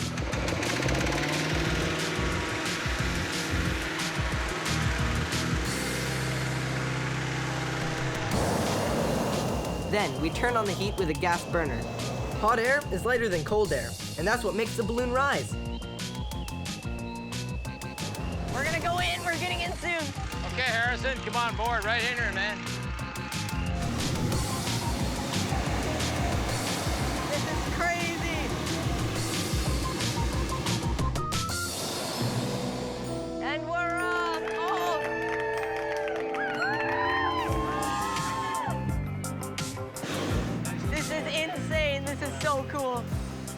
So how exactly does the heat keep us up? I constantly put heat in because the balloon is always cooling. Right. So if I want to maintain this altitude, I got to put heat in. I'm going to do that right now. So the balloon is now flying in level of flight, and if we don't do anything, the balloon will start to cool and will start to descend. But if we let the balloon cool too much, then the balloon will come crashing to the ground too fast. That's not good. So we're going to control the amount of heat we put in so we can find a nice soft place up forward here to land. Besides flying high with gas, we can run on liquids, literally. Oh yeah, running on a liquid. I'm so cool. Okay, hurry, get in. I found out about something called a non-Newtonian fluid. That's a fluid that sometimes acts like a liquid and sometimes acts like a solid. How about just some straight jumping? Just do jumping, go. You really have to be fast on your feet not to sink in my water and cornstarch mixture. And switch, green team. Start doing some jumping jacks.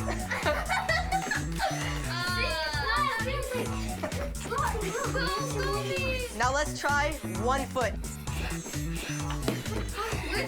Oh, yellow team is eliminated. Green team won. Yeah.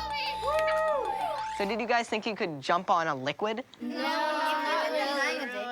Well, I'm gonna let Elvie explain why you could. Okay, well, the way it works is we call this cornstarch and water together a non-Newtonian fluid. It gets thicker or thinner if you change the stress, if you hit it. Think of it like you're trying to run into a crowd of people, right? If you run really fast, you're just gonna bang into them all. But if you go slowly and give them time to get out of your way, you'll be able to go through them. So it's the same thing with this. If you go really fast, you're just gonna bounce off it. Well, thank you, Elvie, for helping us find stuff out. You're welcome.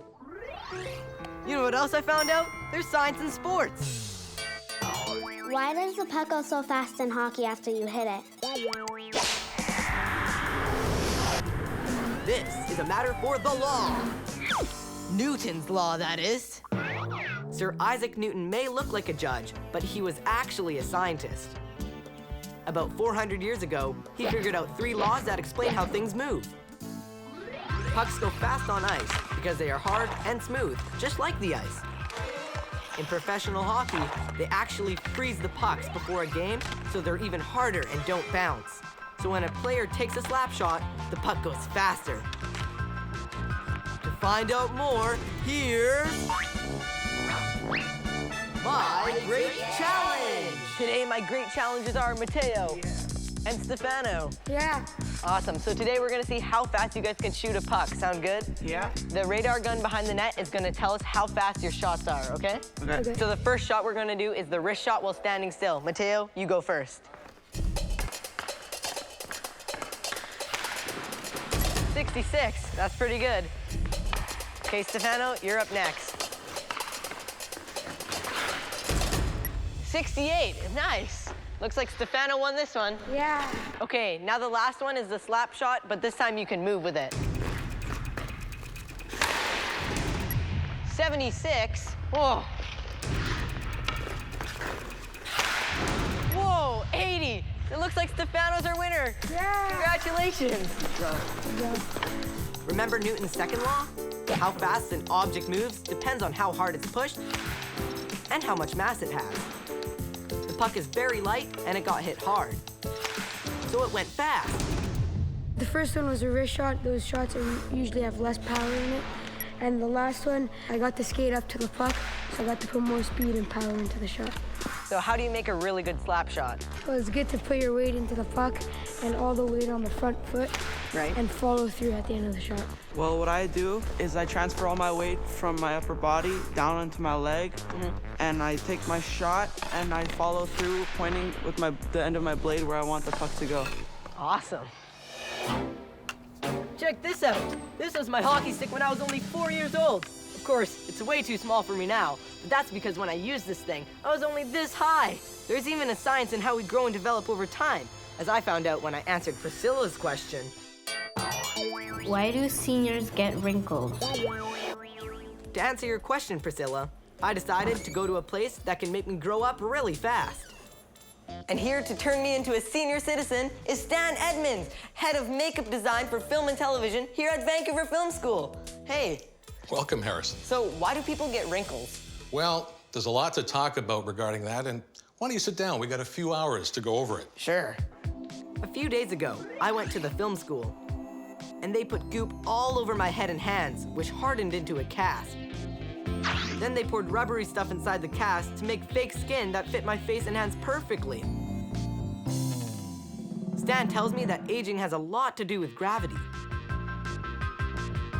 Well, as people age, sometimes you gain a little bit of weight as you get older, and so the weight of the sides of your face and your neck will start to droop, just with the force of gravity.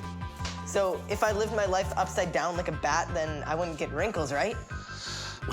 Can you imagine living upside down? You'd have a head full of dizziness. As you grow older, your skin loses its elasticity and has less spring to snap back into place so wrinkles can form. Ultraviolet rays from the sun also give you wrinkles.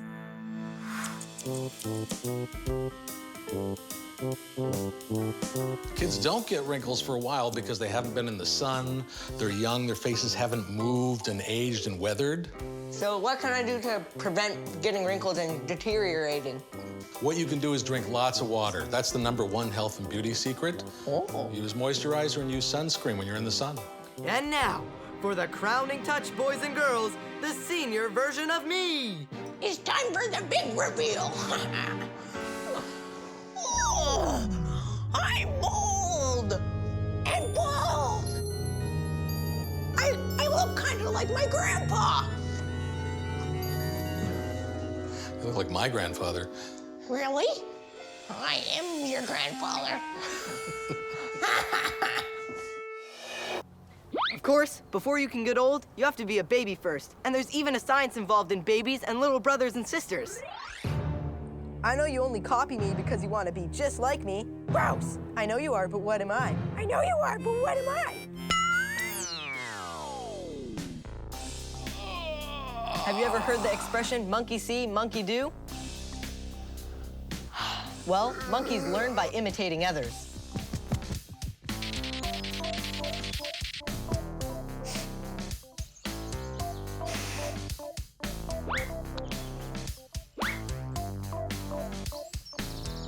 Us humans can't help wanting to copy. It's in our nature. It's how your parents learn to do stuff, and your grandparents, and your great-grandparents. We're naturally copycats.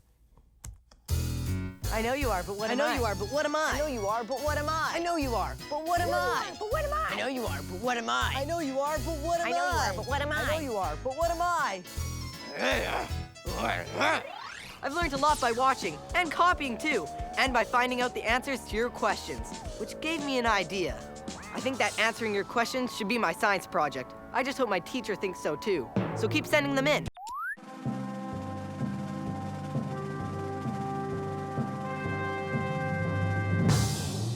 Hi, welcome to Finding Stuff Out, the show where I answer questions like... When I build a tall castle, why does it fall down? I'm testing it out for you, Zachary. And so far, so good. Just have to put the last piece on and...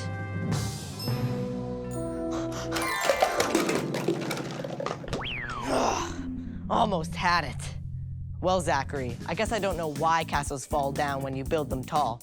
But by the end of the show, I'll find out. Because thanks to your question, I'm building today's episode around structures. Things like skyscrapers, bridges, tunnels, and houses. And here's a question from Emily. Who made the first structure? Well, Emily, the answer isn't what I expected. Because the first structures on Earth were not made by humans. And no, I don't mean it was built by aliens from another planet. I don't even know if they exist yet or not. Anyway, it doesn't mean the answer isn't amazing. Watch this. Animals made the very first structures. Bees were making hives. And ants were making tunnels in the ground when dinosaurs roamed the earth. Birds have been building nests, and beavers have been building dams for millions of years. So humans were not the first creatures to build structures. But it didn't take us long to catch on.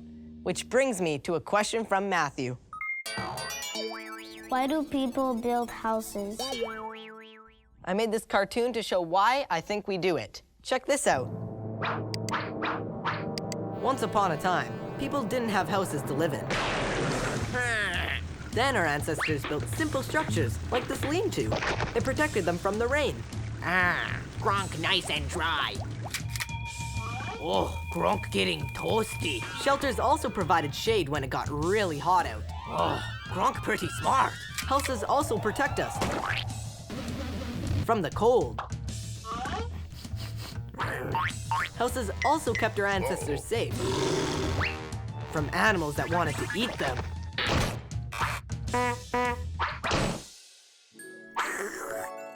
Uh-oh. Here's another question about structures from Alexander. Why do we use bricks or wood to make houses? To answer your question, Alexander, please welcome my special guest, Dr. Effie Boraz.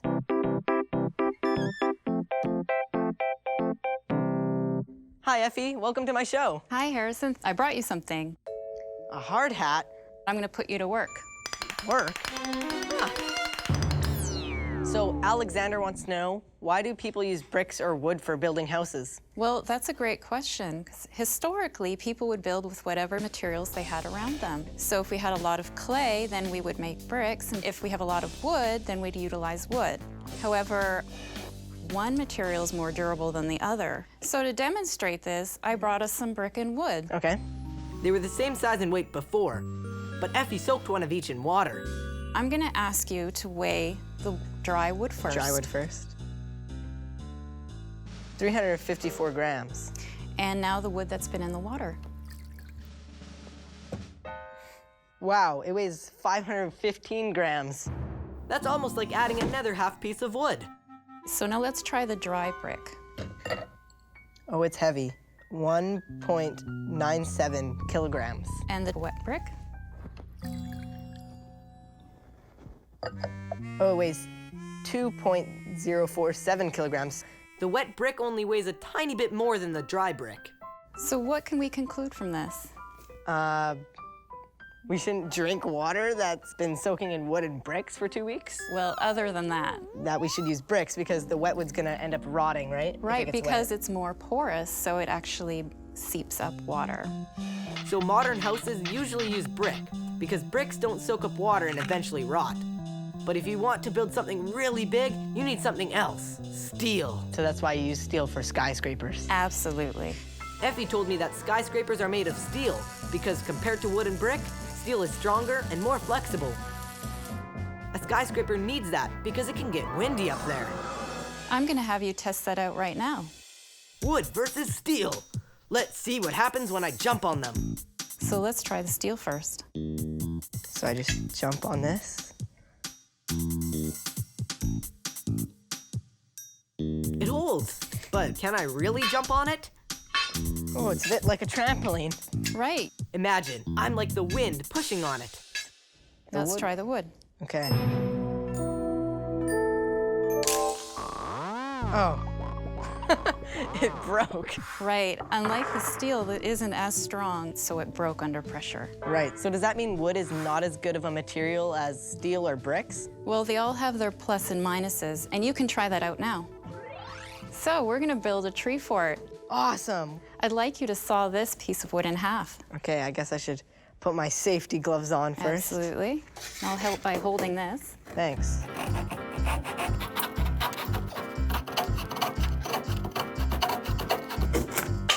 Perfect. Well, that wasn't too hard. Nope. Now I'd like you to nail the two pieces together. Okay. There we go. Excellent. So now I'd like you to try sawing this in half. What is this, steel? Yep. Awesome. Never mind a wooden treehouse. I can make a metal tree fortress with this.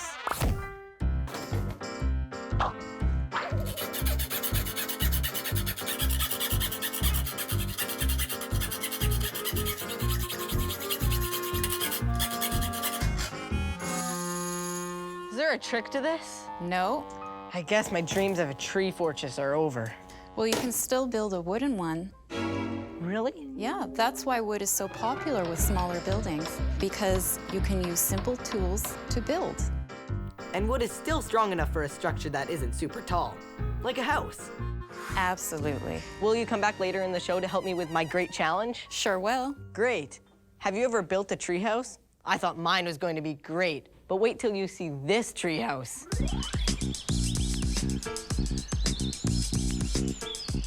Every kid's dream is an awesome treehouse, so look up, way up.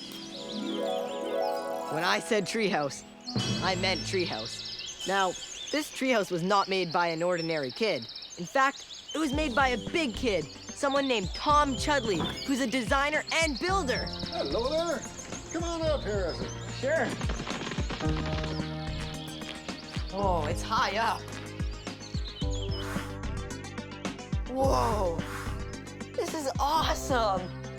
I'm in a sphere in a tree. Whoa.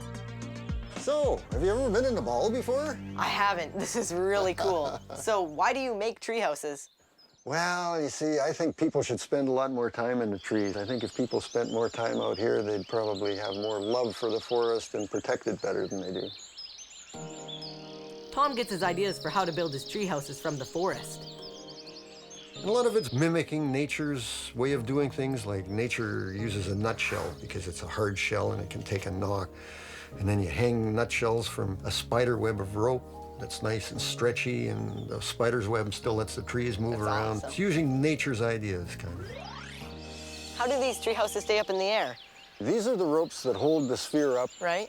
And up there you can see where one of the tethers, the suspension elements, attached to the trees. Tension in the suspension ropes is what holds it up. Tension? I really need some clarification on this tension thing. Well, I've got a little model here. This is a model of a sphere hanging in the trees.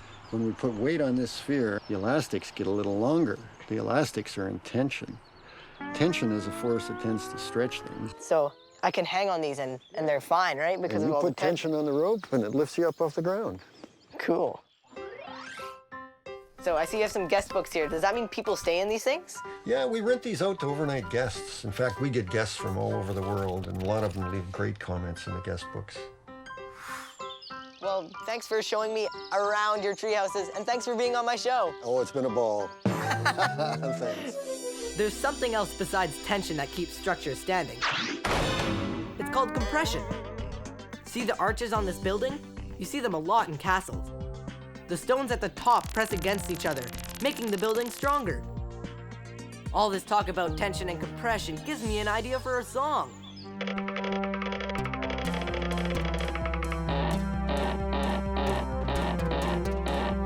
Tension, compression, they help make structures strong. So buildings can be very tall and bridges very long. Compression means you're pushing and something's pushing back. Tension means you're pulling till there isn't any slack. Yes, tension, compression, they're what makes structures strong. So buildings can climb very high and bridges very long.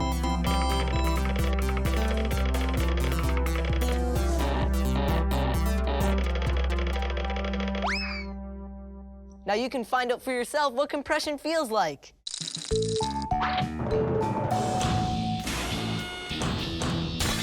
Uh-oh, do try this at home. Okay, ready? This is how you can make an arch. And Jessica, Sophia, Massimo, and Kevin are going to show you how to do it. If you have a family member that's not too much shorter or taller than you, grab them because you can do this too. We're going to start off by taking their palms of their hands and putting them together. And then they're going to make a big arch. And they're going to start to move their feet back like Kevin's doing right there. And there we go. This is actually compression, so if I push down, oh, that's pretty strong right there. Ugh. Whew. And let's see how this one is. Oh, that's pretty good too. Oh. If you're alone at home, you can try this too by doing it against the wall. Thanks guys for helping out. You guys held up well under pressure. And here's another question. How do spiders make webs? Well, a spider web is a very strong structure. Spiders spin webs with the silk they make in their own body. It's amazing. The entire spider web is under tension. Tension happens when, instead of things pushing together, they pull in opposite directions. When the spider attaches its web to branches like this, the web is stretched between the two. That's tension, just like the cables that hold Tom's treehouse to the trees. Now here's a question from Mateo. How do bridges hold up? When we cross a bridge, it's usually high up in the air, so bridges have to be strong because you wouldn't want to fall into whatever's underneath it, especially if it's like what's lurking in. My Great Challenge! I say especially because today on My Great Challenge, we have an especially scary challenge. Our challengers are going to have to build a bridge, but not any bridge over any old obstacle. It's a bridge over Dinosaur Valley. Today, I have two sets of challengers. Team number 1 is Massimo and Kevin, and team number 2 is Sophia and Jessica. Are you guys nervous to cross Dinosaur Valley? No. Well, that's good, because right now, we just have a boardwalk, which hopefully you guys can turn into a bridge. We're gonna need to suspend it in the air with something like a tower. What is the best material to make a tower out of? Well, I would make it out of either concrete or steel trusses. What is a truss? Well, a truss is simply a beam made out of triangles. Oh, well, I think we have an even better material today. Noodles and marshmallows. Well, better tasting, at least. So you have to make sure that your bridge is strong enough to hold up this Jeep full of paleontologists. The first one to build it successfully will be the winner. Are all of you ready? Yeah! Okay, and go. Both teams are starting to build the towers that will hold up their bridges. Team 2 has put the noodle through the marshmallow. Team 1 seems to be building the base of their tower. Good thing there's a lot of noodles. Team 2 is having a hard time getting the marshmallows to stand. We have some very complex engineering going on here with Jessica and Sophia. The materials are fragile. The trick will be finding the right shapes to make their structure strong. Looks like they're making like a tent right now. Right, that might work. But remember, it has to fit the dinosaur underneath it, guys. Still a little short. Oh, yes. Team number 2 is having a little bit trouble of keeping their poles up right now. Right. We have a stability issue. Yeah. And over there, looks like we're making a, triangle. Maybe they're taking note of what you said about They the are. trusses, you know? Right, absolutely, because the triangle is the strongest structure. Team number 2 is adding more support. Yes. They're starting to do the triangle things. And Right, so these triangles actually help this stay put. Remember, guys, that Jeep needs to be stable. No, it doesn't. Team number 2 is looking ahead right now. Looking pretty good, girls. See, snap marshmallow. Oh, we have a problem with team number 1. How many more are you gonna snap? I don't know. You already snapped 3 and I snapped 2. Arguments between engineers. yeah. It happens. Team 2 is ready to test their bridge. But is it high enough to go over the dinosaur? We're done. You're done? Let's see. Will the paleontologists make it? I think it's good. And they did. Team number 2's our winner. Congratulations, team number 2. What do you think they did right with their structure? Well, I'm really impressed by this. What they did is they utilized the strength of a triangle, and they did it multiple times. So what was your strategy? Did you know you were going to do this right away, or did you kind of come up with it while you were building? Or? We came up with it while we were building. Wow. So now the paleontologists are not gonna get used to it. Yeah, the paleontologists are safe. Thanks for playing My Great Challenge, but both teams win a nice meal of noodles with marshmallow sauce. Street smarts. Everybody has a dream structure. If you could build any structure, what would it look like? It would be a square blue yacht with my face on it. A tree house that has like spy equipment. I would want a big black hole that nobody knows, and there's gonna be like a whole bunch of milkshakes there. I'd have this big movie set that I could have a bunch of people doing a movie about me. I would build this humongous transparent glass tube that leads to the moon. I can go to the moon whenever I want. I'd build a nice, simple, cozy house just for me and my dog, but on Saturn, on the ring. So it would be spinning around, right? Yep, that's the most fun part. Well, there you have it. Now we just have to find out how to build them. Easy peasy. Why do people don't live in the Tower of Pisa?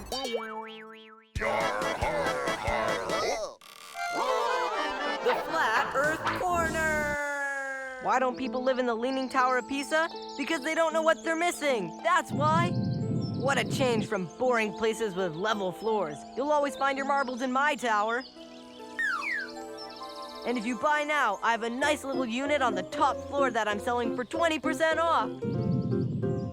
Did I say 20% off? I meant 50% off. And I'll include a parachute for every member of your family. What are you waiting for? It's perfectly safe. Or my name isn't Viote Salvi, the 12th century architect. Uh-oh, I mean, what was that, Mama? Yes, Mama, I'm coming. Her Venetian blinds are stuck again. Actually, the Leaning Tower of Pisa was built as a bell tower, so it would have been very loud to live there anyway, if you could. But even if it had been meant to be lived in, you couldn't. Its foundation wasn't deep enough to keep it standing up straight. The foundation is the part of the building that's under the ground. And the ground there is also soft. So not long after they built it, almost 900 years ago, it started to shift. It took the people who designed buildings hundreds of years to learn how to make safe structures, especially really tall ones. That's why today, when we build skyscrapers, we dig very deep foundations to anchor them into the ground, so they can climb safely into the sky. Not like the Leaning Tower of Pisa. And that brings me back to the question that laid the foundation for today's show. When I build a tall castle, why does it fall down? Well, Zachary, the big answer is...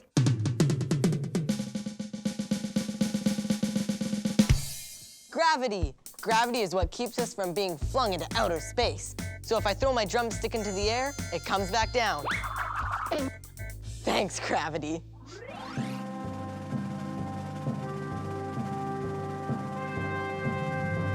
But the downside of gravity is that anything heavier than the air around us, like a castle, will fall down unless it's built with a lot of support.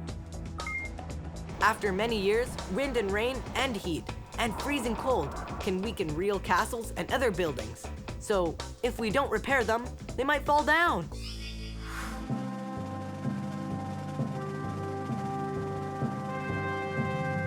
And in the case of a castle like this, it also has to do with something called the center of gravity. Remember when I asked you to try this at home? Your center of gravity is where most of your weight is, in a position where you're most stable. But if you shift your weight away from the center of gravity, you, or a structure like a castle, or the Leaning Tower of Pisa, will become unstable. And I'm getting Pisa'd! Of course, Zachary. In real buildings, they dig foundations and cement, nail, or weld materials together. That makes buildings really solid. Our homemade castles don't have that, so we have to be extra careful with the center of gravity. Now that I know what a center of gravity is, I can keep my containers in the center, so gravity won't knock my castle down. See?